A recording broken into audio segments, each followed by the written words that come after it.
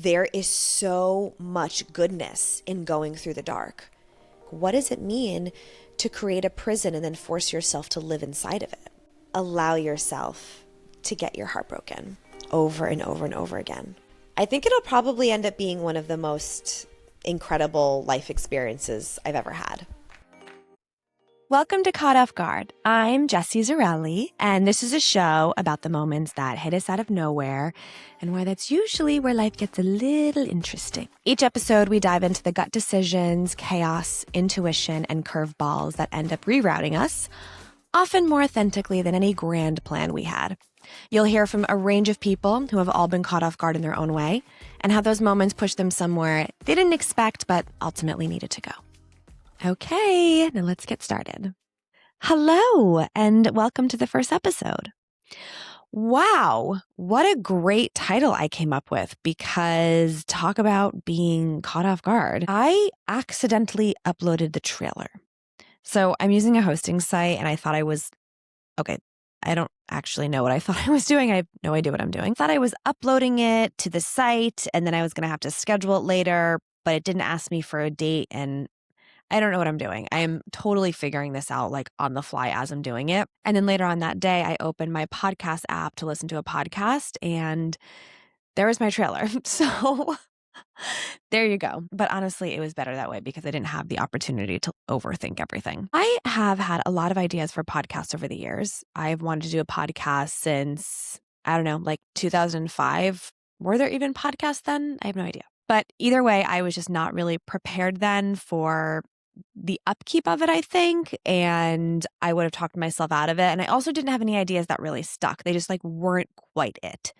And I've learned as a creative person, like a lot of us are, I constantly have ideas popping into my head, but it doesn't mean I should be acting on all of them, nor do I have the time or the energy to. So here we are. The setup of the podcast is firstly going to be twice a month, which I guess is not really bi-monthly, right? Because bi-monthly is every other month, so it's semi-monthly technically. I learned that as I was doing this when I was uploading that's like a phrase we use incorrectly. But I'm going to do it twice a month because I don't want to burn out. And like I said, I'm kind of learning as I go. And I want to, not burn out and feel like it's enjoyable, because I have a tendency to zap the fun out of things I'm doing. And I don't want to do that with this. So what I'm going to do is a solo episode followed by an interview and so forth. Before we get into all of that though, in the actual episode, I wanted to share a couple of lighter things and just chit chat for a minute. So it is wintertime here in the Hudson Valley. Well, it's wintertime in the entire country, but we in particular are really, really feeling it in the Northeast. It is very, very, very cold, very dark, not completely gray, but mostly gray. Although the sun is staying out a little bit longer. I think the sun went down around 6 today, which was a major win. But it is so cold, it's not 30 or 40 degrees cold. It's 15, 10, 6 degrees. You feel it in your bones. It hurts to be outside. And I trained for a half marathon in the winter a couple of years ago where I was, going for long runs several times a week and I was fine. This is something completely different. That has led me to daydream about the Caribbean. So because of that, I just started watching the show called Get Millie Black on HBO. It's a Jamaican cop drama. It's really, really good. And they're in Jamaica, so it is beautiful and very sunny and a nice little escape. Which is really funny to say that a cop drama is a nice little escape, because that's how miserable it feels here. Okay, I said I would get to some later things, so let's move on. So, surviving the winter, that has also been a lesson for me. I've been saving myself with a few pick-me-ups, a few uppers. Not the ones you're thinking of, though, although that would be a good idea. I might venture into that. Much more innocent. One of them is Alchemy in Beacon. Oh, it's so good. It's a studio here that has fitness classes, mostly yoga and Pilates, some strength classes as well. And then they have a sauna and a steam room. And then you can get different treatments there. It is glorious. It has been saving me this last month. I go a couple of times a week, normally pretty early in the morning. I really like their 7 a.m. Pilates class. It's so nice. And one side of the studio is floor to ceiling windows. So you get to see the sun come up while you're in class. It's really beautiful. I was never really a morning workout person until about mid 2024. I'm a convert. It's amazing. I love it. But what's particularly nice about working out in the morning in the winter time is you really get to take advantage of all of the sun. Like, obviously, it's very limited. And if you're up early enough to see the sunrise, I feel like you get the full day of all the sun. Another thing, however, that I'm grateful for, I suppose, is that it was just in bulk over the weekend. I think that's how you pronounce it. It's the halfway point between winter and summer. So we got it, guys. It's happening. Summer is, not around the corner, but it is coming. I'm really grasping at straws here. But no, alchemy has been great. It's a little oasis, and I'm so, so grateful to live so close to it. I've also been working on a little gem art. Very satisfying. Been back to some CrossFit as well. I took a break. I got really crazy into it in 2024 into the beginning of 2025, which I will talk more about at a later time. But I had to take the needle out and ease up on my addiction. I'm making my way back this time, and it's safe and it feels healthy. Artistically, the fall for me was a very, very, very busy few months. Like, wild that I sustained that. It started in September and then it just kept building. And I was like, okay, I just got to get through these few weeks. I just got to get through this month. I just got to get through the next month. I mean, just really crazy looking back on it. But it was amazing. I mean, I had multiple play readings. I did a play, a showcase for my class, 2 film challenges. I helped a couple people with their reels. I was in a feature, a short, a few commercials. I also did an overnight shoot outside, which those are so funny because you get to a point between 2 and 4 a.m. where you start to get pretty loopy and you're semi falling apart, but then you're also really put together. Then you get a second wind, then you get a third wind. And you're sort of oscillating between being absolutely exhausted, but also being completely ready for anything they throw at you. It is a bizarre feeling. But for that, I was awake for over 24 hours, like 30 something hours on very little caffeine because I'm mostly caffeine free these days, which has also been a wild, wild ride that has taken me like a year and a half. Anyway, one of the play readings I did was very cool, and it benefited a nonprofit called Heal Ukraine Trauma, which helps Ukrainian veterans and their families recover from the trauma of war. It was a collection of new plays. Some of them were very short, maybe 5 minutes or so, and they are written by Ukrainian playwrights within the last few years. So starting in February of 2022, right? That's when the conflict started. So since then. And one of the playwrights actually got to come because she's a student in New York. So that was really, really cool. Now it's pretty quiet. It started to pick up for me the end of January with auditions coming in again, thankfully. It gets a little sad when there's no movement, but I also know the rest is necessary. I know it's necessary. I'm getting better at appreciating that time instead of feeling anxious, making great strides in that area. I also started a group for The Artist's Way. I don't know if you've ever made it through that before. I have not. Very clear when you open my book that I have stopped at chapter 3 many, many times. I've hung around chapter 3 for a long time. But I'm on chapter 4. We've made it to week 4, which is amazing. We've got a nice little group going. There's probably 15 or so people in it, and we meet once a week. Really lovely. I've gotten to meet some new people who live in the area. We have someone coming as far as Kingston, all the way from Orange County. So Orange County, Ulster, Dutchess. It's really, really cool. I was pretty nervous when winter started, like getting through a full New York winter. I had such a social summer and an incredibly busy fall that the idea of being cooped up more kind of scared me. It wasn't that I was afraid of more solo time. I think I was afraid of what would come up in the solo time. I was right. Some scary things came up. But I think I'm also realizing, it's a season, it's a weather season, and it's also a season of life, and just trying to, I don't know, just like ride those waves a little bit better, because I think that I can, I'm an actress. I can be very dramatic and sort of get wrapped up in whatever space I'm in, and it feels like the rest of my life. And I have to like continually remind myself, it is not, this is temporary.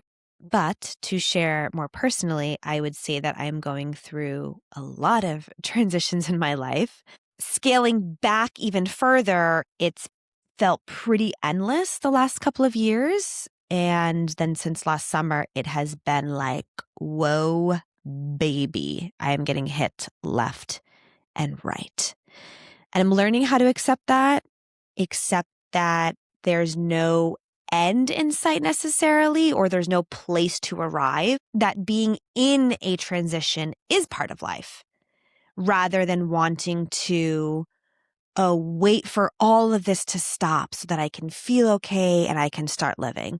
No, life is now, and it doesn't mean everything has to be perfect in order to really be living to your fullest and enjoying life. That's been a lesson for me, and I'm trying to embrace that.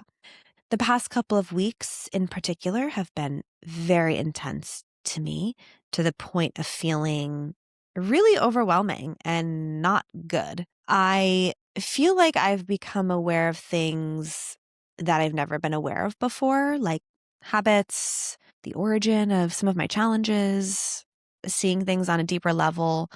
Awareness is great, obviously. It can also be a lot. So it is timely in a way that this is all happening now, when I have some more time on my hand and it's like winter cocooning season. All of this leads up to today's episode, where I talk about something pretty personal right away, which is my experience with ayahuasca. And I recorded this less than a week after I did the retreat. So everything I'm sharing is very fresh and very alive for me. And this was in the late summer of 2025. So yeah, I've been really thinking about a podcast for a long time. Even then, I didn't know what this would look like, but I knew the energy I had and that what I was feeling was important, and I wanted to hold on to it somehow, like capture it. It was really interesting, though, to go back and edit this episode. First of all, it was an ADHD nightmare. It took me forever to edit this episode, which is not sustainable and I cannot do moving forward. But I initially edited this back in August, like late August, and then I somehow lost all of the edits.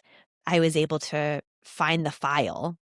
I was internally having a little bit of a panic, but outwardly I was really calm, because I'm pretty patient with tech things. So I eventually found the file, and then I had to re-edit the entire thing. But I think it happened for a reason, because it felt very special and important for me to go back and listen to all of it again. I had all of these little takeaways and all these things that I forgot that I think I just really needed to hear again. I was also going back through notes, and I found some really sweet entries that I'd written after the ceremony that I wanted to share. One of them said, "Feeling very raw today, but I want to hold on to this feeling forever, being open-hearted." Oh, I learned a really important and sweet lesson today, which is when I let go of the need to self-protect, I allow really beautiful experiences in. This one is hilarious and a complete fucking lie. Late August, I said, "Today I sat down and recorded a full podcast episode. I'm finally starting my podcast without overthinking it too much. Really grateful I'm letting myself move past a lot of the fear and enjoy creating." That is bullshit, because this is 5 months later and I'm doing this. This one I really love. This was the day after I got back from the ceremony. "I'm still processing my weekend. What I can say is this was one of the most transformative things I've ever done. It was terrifying and incredible. I felt every range of emotion so deeply, and it cracked my heart wide open. One of the biggest takeaways was that this life really is exactly what we make it. We can bring light into any of the darkness we face, and as soon as we realize it is all happening for us, the sooner we get to access love and joy." Oh my God, so beautiful. 5 months later, so wild. I also love that I use transformative because when I went into the ceremony, I decided, okay, this is going to be a transformative experience for me. I have no idea what that means, but I'm deciding that's what's going to happen. And let me tell you, that is 100% what happened. So there's also no video for this one. I didn't even consider that. Oh, well, we're just going to have to deal with it. This is the last thing I want to say before anyone's like, rah, rah, rah. Obviously, everyone who does plant medicine has their own experience and it's very unique to them. So what I'm sharing is only my experience. And it might not look like anything that you experienced or you would experience if you were to do this in the future.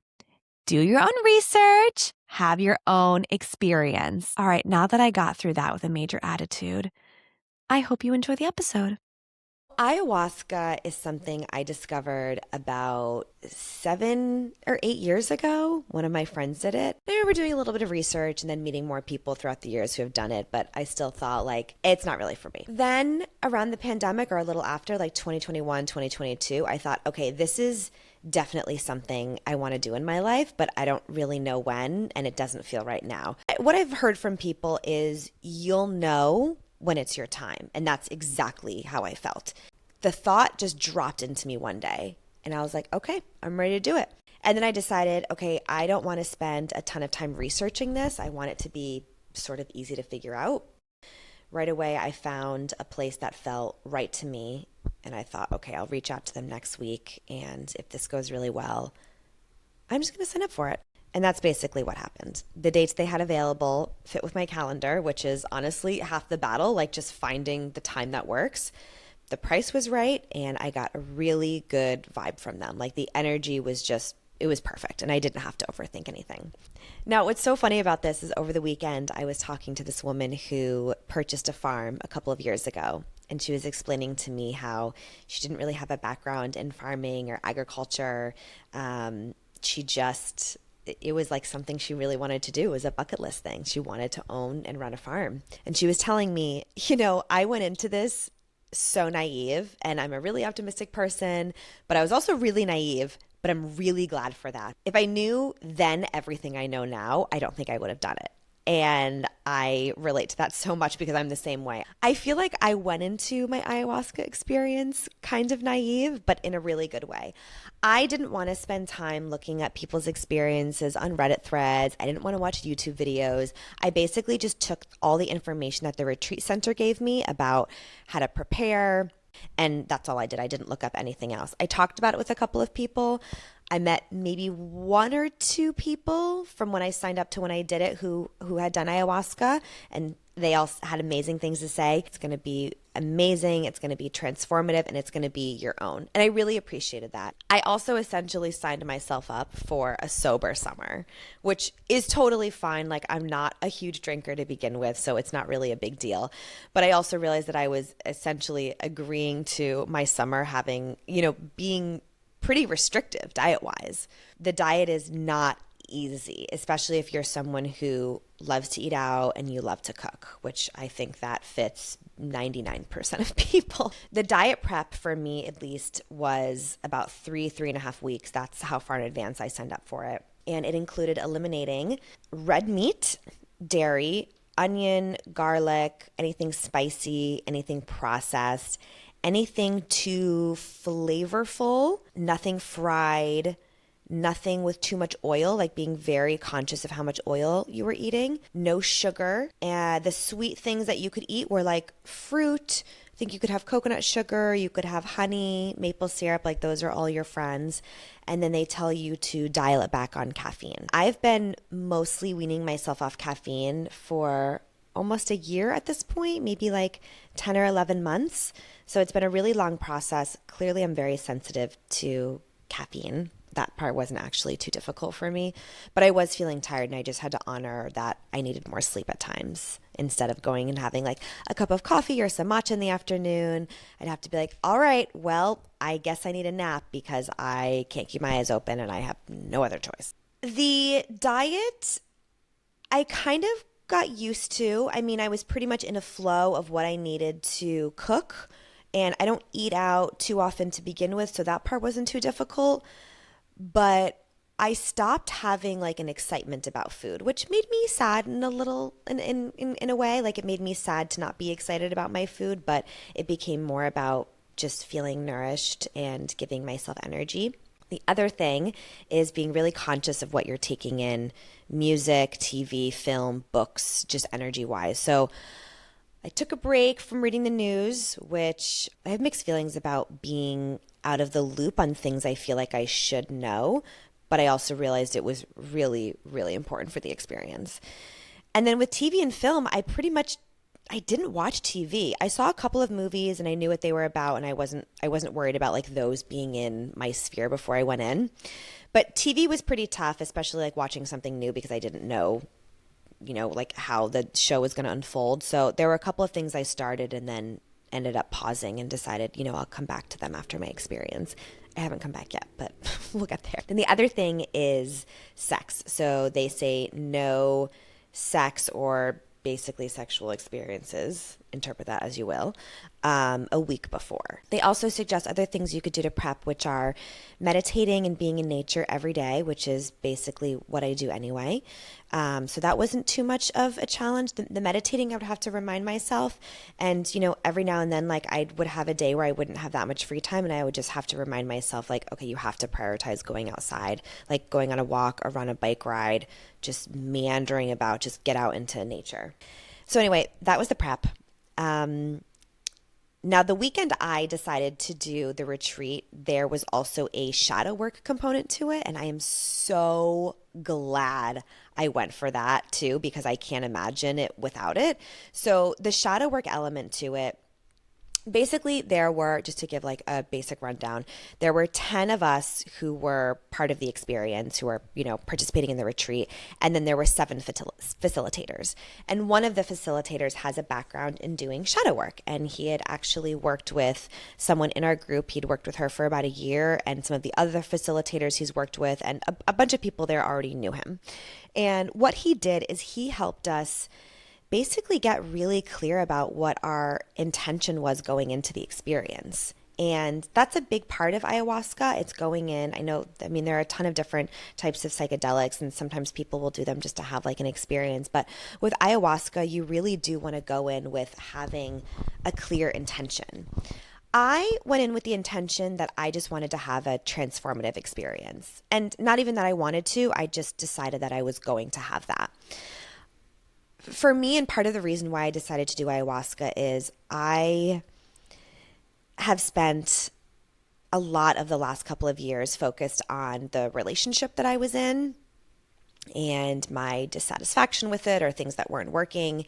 And a lot of my time, attention, and energy was focused on that. And I wanted my ayahuasca experience to be about me. I want it to be about me as an actress, as a performer, as a creative, and basically just figuring out, besides what I know consciously, what are those blocks to me being where I want to be or expressing myself more fully, basically. And that's what I went into this with. So it was sort of like this is the area I wanted to focus on, and then I just decided that it was going to be transformative. So now, working with one of the facilitators on the shadow work, he basically helped us get crystal clear. So I shared a couple of things that I was going through that was on my mind. And what I found with him and a lot of the feedback he gave to us is it would often be the opposite. So if someone came in and they said something like, I have a lot of anger towards my mom and I want to release this anger, he would say, well, rather than focusing on releasing the anger, what's the feeling underneath the anger? What is the anger blocking you from feeling? And there were a lot of conversations over the weekend about how anger is this, and we kind of know this if you know kind of basic stuff about psychology, that anger is a secondary emotion, that there's a feeling that comes up before the anger, even if it's for a nanosecond, and then the anger kicks in. And the anger is a block, but it's also a way of protecting ourselves, right? It's like if you're driving and someone does something really dangerous and you get mad at them, often the feeling before is from fear, right? The person has done something that feels unsafe, and that fear might cause us to feel vulnerable or even emotional or cry. we don't want that. This isn't even like a conscious experience. We don't want that. So we kick into anger, or we've just gotten used to that, right? That's like how we've reacted. We see people with road rage and we've sort of like learned those behaviors. So he would often flip the questions we were asking ourselves in this really interesting way. And you would sort of see things click for people as they were having conversations, which was really, really fascinating. He's just obviously really, really good at what he does. And we were all in a place where we were receptive and open, which obviously helps a lot. Helps a lot to be coachable and take in the feedback, right? So I went in, like I said, wanting to sort of like address these blocks. And he told me how, like, okay, it's clear that you're in touch with this aspect, but you're not in touch with this. So this is what we're trying to figure out. What is it blocking you from feeling or experiencing? So I signed up. My retreat, at least, is a 2-night ceremony. And the people who run this retreat center really believe in 2 ceremonies that, especially for people who haven't done ayahuasca before, it might not impact you as profoundly. And so that's why doing it twice could actually get you to the place you want to be, which is having an experience, being impacted by it. I did not have that problem. I was very much impacted by the first experience. But I felt like for me, from my experience, the first day it was tough. It was not easy. There were a lot of challenging emotions and memories and experiences that came up. And I'm really, as difficult as it was going to the second night, knowing what I had experienced the first night, I'm so glad I had those 2 ceremonies, because the second one was basically the celebration. And one of the facilitators said that. He said, going into the second night, if you're having like this fear, it's because you haven't gotten the victory. You haven't gotten the celebration from going through basically the depths of your soul, going through the fire, the hell of the first night, and then getting to experience like the fruits of your labor. And that's exactly what it felt like. So going into the first night, like I said, I had, some more specific intentions that we worked on in the shadow work.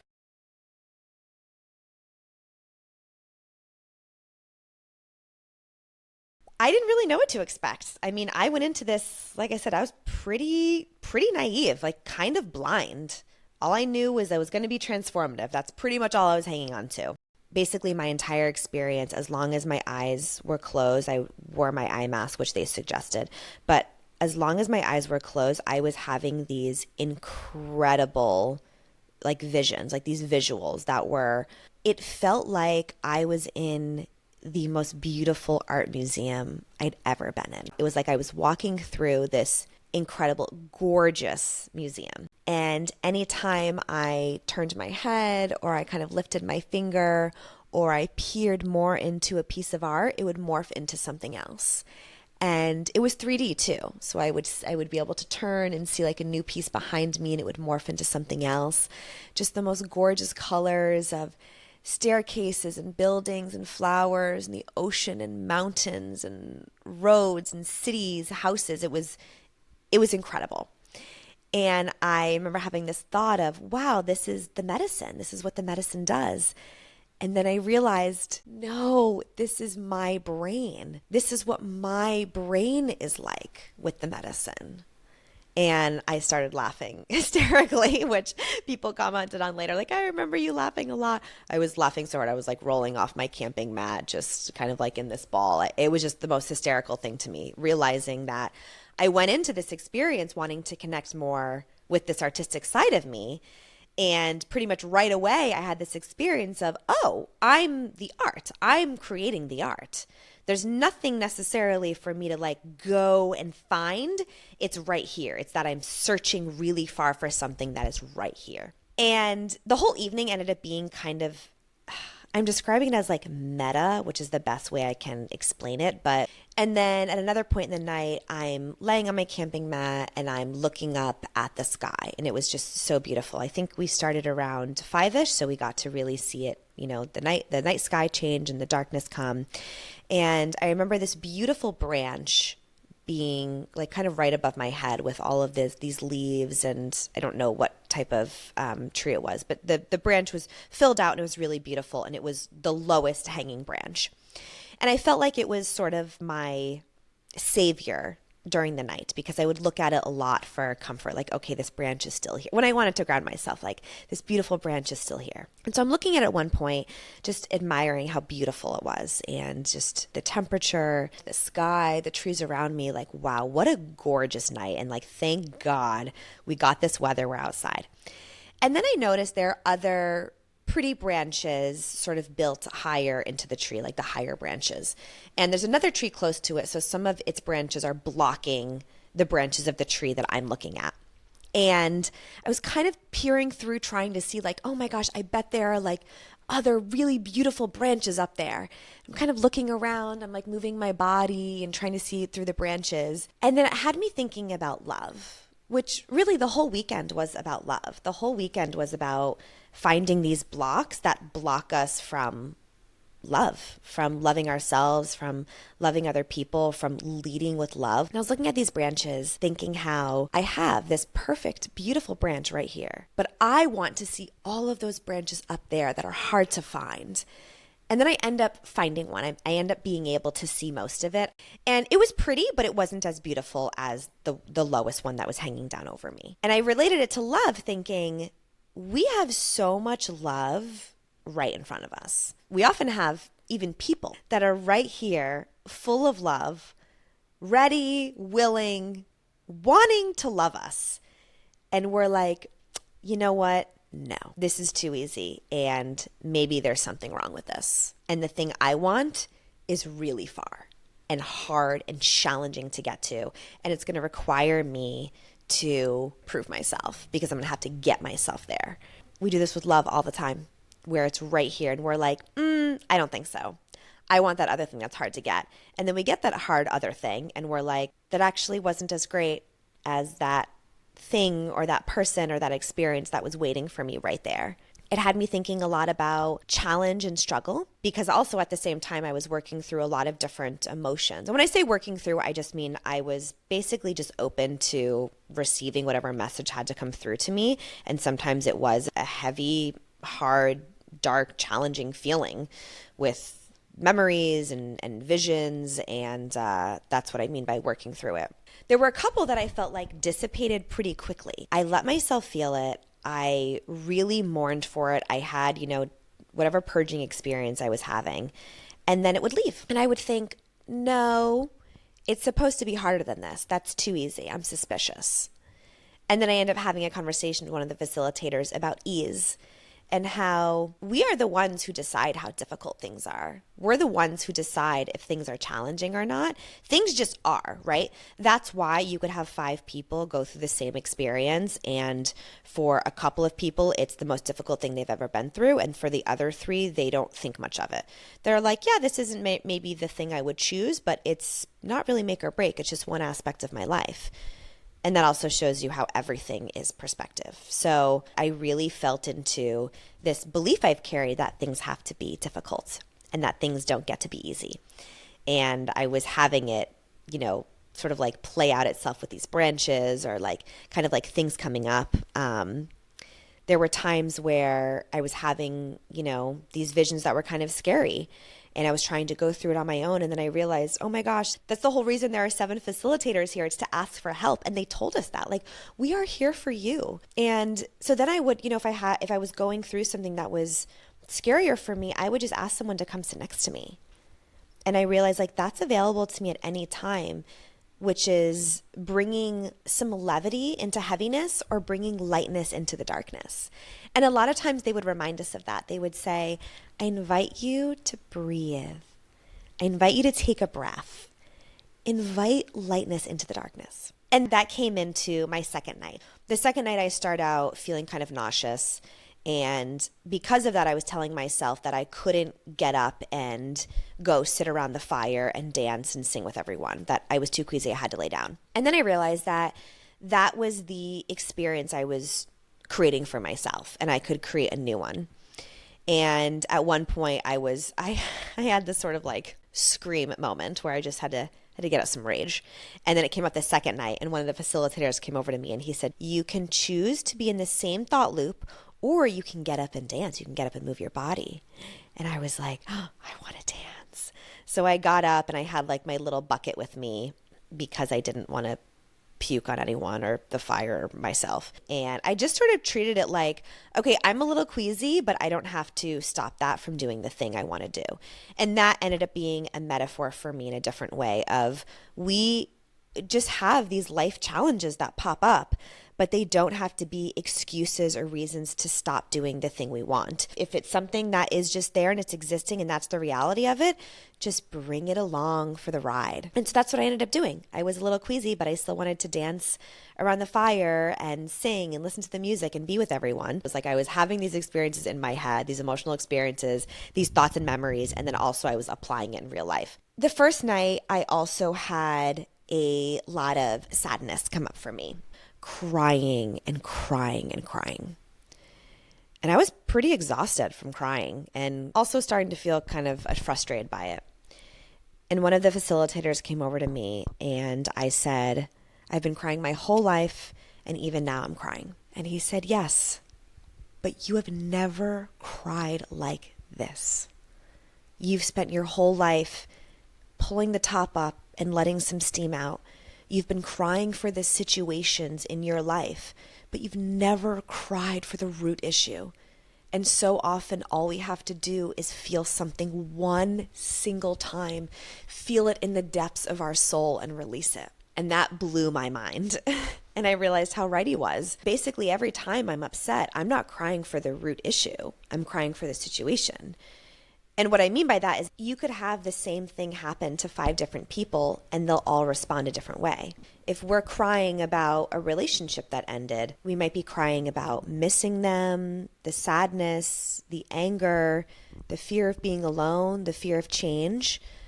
But we're not crying for the root issues underneath that are being activated. The rejection, the abandonment, the loneliness. We're crying about that person. And since I've had that experience, I've realized when I'm feeling sad or angry or frustrated by something, it's not even about the situation. The situation is activating the feeling that already exists inside of me, right? That's why, again, you could have 3 people go through a breakup. One goes through a lot of anger, the other goes through sadness, and the other is just in fear, a fear of like the change that's coming and like being alone. It's activating all different feelings inside of each of us. And so when you get to the root of it, you're really getting into the feeling that's there. And it's not really about the situation.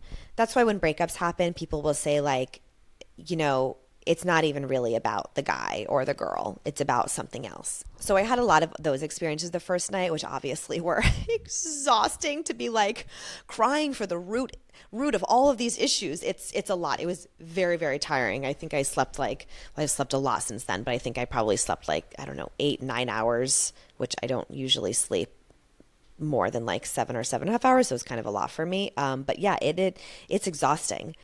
I would describe this experience as the most terrifying thing I have ever done in my life, while also being the most incredible thing I've ever done in my life. And that's really wild to say that the most amazing, incredible experience could also encompass the most terrifying and brutally heavy feelings.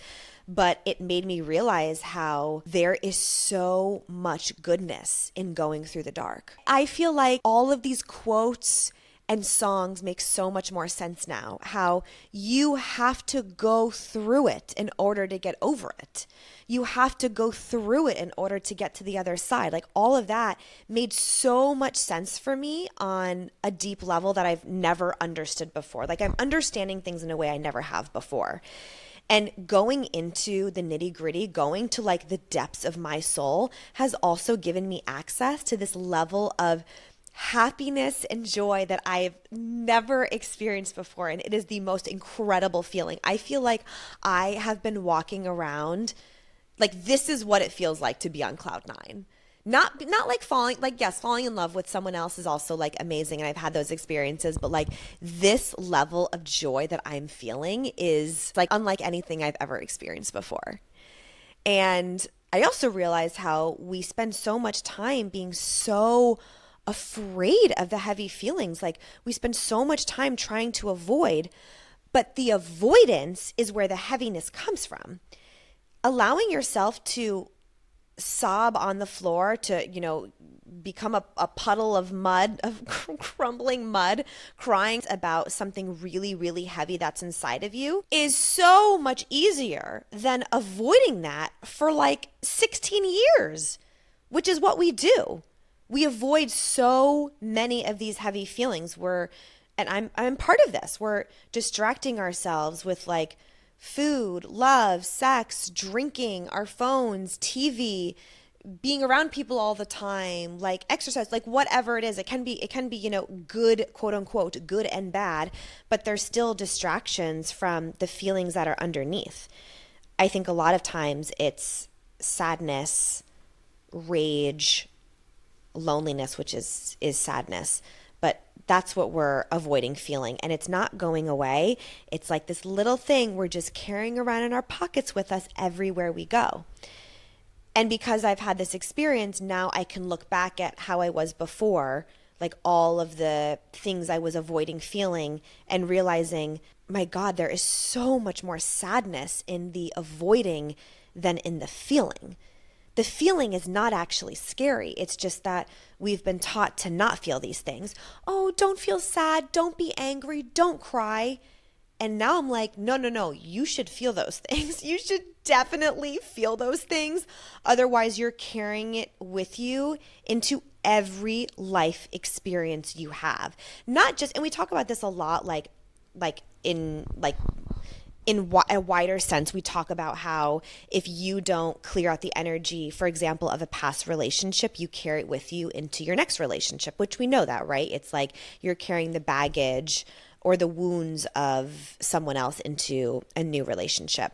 But we do it with everything. It's with our day-to-day, how we feel, how we interact with people, how we feel about our jobs, how we pursue things, just how we enjoy life, like going to, whatever social event on the weekend that's like not life-changing, it's kind of whatever.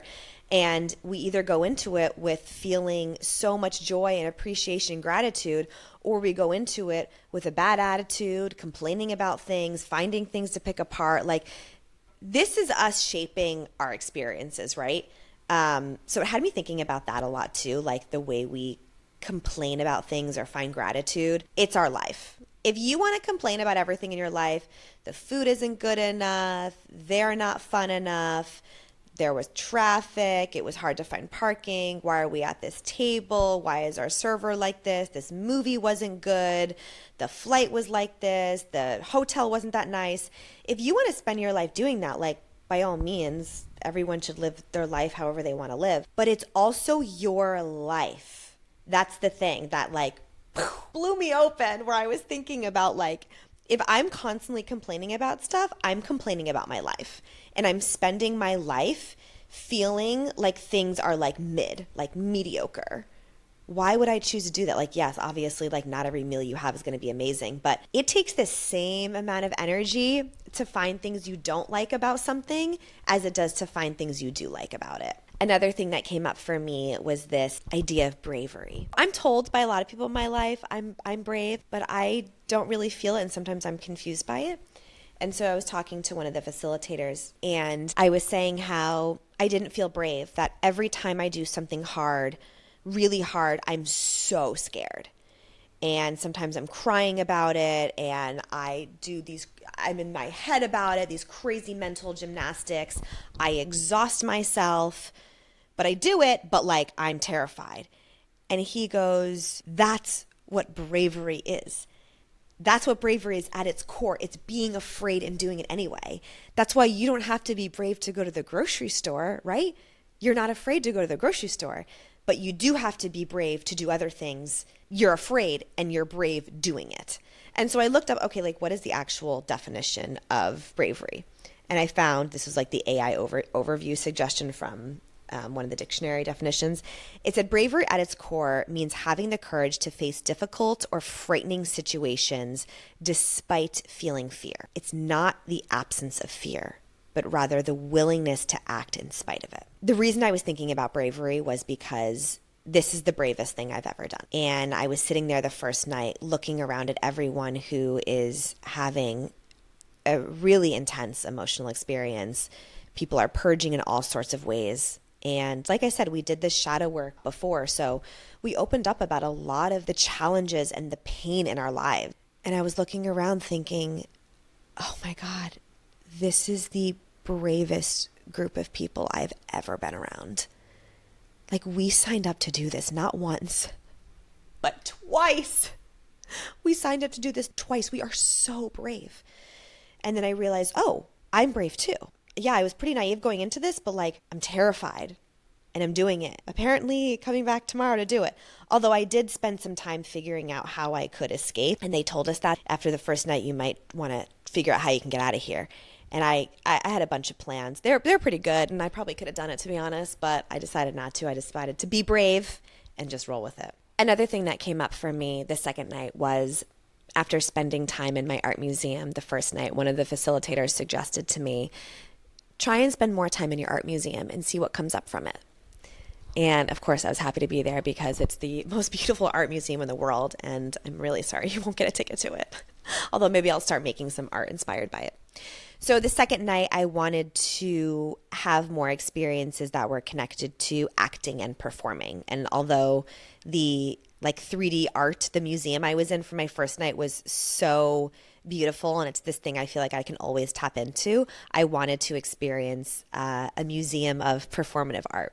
And I got to see myself on different sets, having different experiences, playing different characters. And then I felt like I was having this sort of like Rolodex of characters come through me, of all of these people that I felt really comfortable and confident that I could tap into and play. And then I had one come to me, and I asked the ayahuasca, like, show me what it's like to play this type of character. And what came to me was that I don't have to even be able to personally relate to the life experience of every character I play. All I have to understand is what it's like for that character to create a prison that you force yourself to live in. And that could be anyone in, a range of people. Someone who has an addiction, someone who's in an abusive relationship, someone who's created this structure of what their life has to be, full of control, where they're not allowed to step outside of the box. That's really all we have to understand. Like, what does it mean to create a prison and then force yourself to live inside of it? And then you take the words from the page and you can create the character from a piece of you that can relate to that in whatever way you can. But it was like this really beautiful eye-opening experience, again, of how I spend so much time searching and trying to find the thing that's really far, and it's not far. It's so close. This year for me has been a lot about learning how to love myself in all of the ways that I've spent my entire life outsourcing, which is really sad. And so I spent so much time of my life trying to convince other people to love me in the way I want to be loved. And the last year has been realizing that I can love myself in all of those ways. And the reason there's sadness in that is when you realize that it was there all along, but you didn't know. And then the joy in it is, okay, well, I'm right here and I get to do that. The whole weekend for me was just filled with beauty. Even the idea of like having an experience that you miss. You know that this moment is passing by right now. And even if something similar happens to it again, it won't be this. And it's over. And there really is beauty in that, because we're so lucky. We're so lucky that we even get to have something that makes us miss it. Not everyone gets that. And so I spent a lot of my time, and I have been spending a lot of my time since then, just reflecting on that, like the pain that comes up, the pain of like missing something or aching for it, is because I was lucky enough to get to experience that beauty or love or joy. And I get to make more of that over and over and over again. So is ayahuasca for everyone? I don't know. I can't answer that. Part of me was like, oh my God, everyone should do this. And I thought, okay, I don't know if no one should be doing anything, and everyone should decide what they want to do. But I think anyone and everyone would take away something extraordinary from it. But yeah, it's one of those things that you have to be called to do and feel like is right for you, and it's aligned for you and it makes sense. I left thinking, oh my gosh, please, I hope I never get the impulse to do this again. Like, it was just so challenging. Like, please dear God, whoever, my intuition, don't make me want to do this again. But now with time, I think, okay, I'm building the strength where if it does come up, if the impulse really does come up, where I feel like I have to do this again, like I'm really being called to do it, I'll be scared. But like I learned in my actual retreat too, there were moments that came up where I was afraid, but knew I had to do it anyway. And that also taught me how our intuition can be so quiet. It can be this quiet, quiet little voice. And the more we listen to it, the easier it is to tap into it. The more we ignore it, the harder it is to hear, but it is always there. So we can always ask like, okay, like, and we've all had these moments too where you're not sure of a decision to make and you're like, okay, is this my intuition or anxiety? I've heard this before, but now it's making even more sense to me. Anxiety for me is louder and it also is anxious. Like the feeling, if something's coming through and it's from anxiety, the feelings I have around it are anxious. Whereas my intuition comes back lovingly again and again. And I had that at the retreat, actually, the second night. I had a voice telling me to ask for a little bit more. And you're allowed to do that. There's like a certain period of time where they basically they have an open bar, they say, which is hilarious. And the first night I was like, I am not going to that bar. Like, I don't care how open it is. But the second night I was getting this impulse and I was like, I don't want to act on this. I don't want to do it. I don't want more medicine. But it kept coming up and I was dancing around the fire and I was like, okay, well, what are my other impulses? What else is my intuition telling me? Okay, I'm a little warm. My impulse is telling me to take my long sleeve shirt off. Now it's telling me to put my hair in a bun. It's telling me to put my bucket down, grab some tissues. Okay, I was just listening to these little things I was being told, right? And then it came up again, like ask for a little bit more. And I was like, God damn it. Damn it. So I went up to the main woman who runs these retreats and I told her, I was like, I'm avoiding something. My intuition is telling me to ask for a little bit more. And she sat with me and was like so gracious and loving and patient and respectful and gave me a really small amount and sat with me and sort of guided me through it. And yeah, I had more, and that's exactly the experience I was supposed to have. And I had gone into that night too, wanting to tap into my intuition more, wanting to like strengthen the connection between hearing my intuition, right? Like that voice, the voice of my intuition and being able to hear and act on it. And again, why I keep saying it's meta, it was like the ayahuasca presented me with the experience to act on my intuition in a really like micro way. But so I did, and I'm really glad I listened to that. And since then, I've had my intuition come up in really small moments again and again and again. Like even one is doing this. I have wanted to sit down to do a podcast for a really long time, but I am so good at finding excuses for things and talking myself out of things. And that's also something I was working through, that voice of doubt or talking me out of things. So I listened to my intuition. It brought me goodness, and it also brought me a lot of confidence. Really underneath the confidence is self-worth, right? Because confidence, I'm realizing, wanes. Confidence comes and goes. Once you start to build self-worth, you don't go back. Whereas confidence, you can. Confidence is based on external. So you could book a job, get the audition, have someone ask you out you want, make some money, and that boosts your confidence. But then that feeling can go away. And also the experience can go away. Whereas once you are actually building self-worth, which I think is self-love, I'm still sort of discovering for myself what that means. But once you develop self-worth, it doesn't go away. It builds and it builds and it builds. And it's awesome. It's a great feeling. There's also a million other things I could say about my ayahuasca experience. The last part would be the integration, which is just a quick piece. They explain how ayahuasca is very ungrounding. And what we want to do is reground. So they say, it can be in your system for another couple of weeks, 2 to 3 weeks. Don't do anything super impulsive, no overnight flights to Hawaii, which is something a bunch of people have told me they've done, which is so funny. So like not acting on impulses, letting yourself sit with them, but also just letting yourself be open-hearted. One of the things they told us on our way out was allow yourself to get your heart broken over and over and over again. And they had said it before and I didn't really understand it, but now I get what it means. Allowing yourself to get your heart broken again and again and again means that you're leading with love and vulnerability. It means that you're letting go of the blocks that protect you from getting hurt, which we all do. I think especially women, we do it even more, especially if you've been like really hurt before. You wear a lot of armor and it's from a place of protecting yourself. But ayahuasca helps you let go of those blocks and go into life being more open-hearted. And because you're open-hearted, you are also putting yourself out there to break your heart. But then with every heartbreak, more love is built. More love for other people and more self-love. So it's this really wild, crazy, vulnerable, extremely brave experience. If someone was thinking of doing ayahuasca, I would tell them to do it. I would at least say, find a retreat that resonates with you and call them and then just talk to them. Or talk to someone like me or someone who's done it before and they can talk to you about their experience. But if it's something you're being called to do, I can't imagine it's anything that you'd regret, because it has cracked me open in the most incredible way. And I think it'll probably end up being one of the most incredible life experiences I've ever had. So yeah, that's my experience with ayahuasca, and everyone's is unique. I hope you enjoyed this. I hope you had some takeaways. You thought it was entertaining or interesting, or just found something that sits with you in a really nice way. Thanks for listening to Caught Off Guard. If you connected with this episode, or even if you didn't, please subscribe and leave a review, but only a nice one.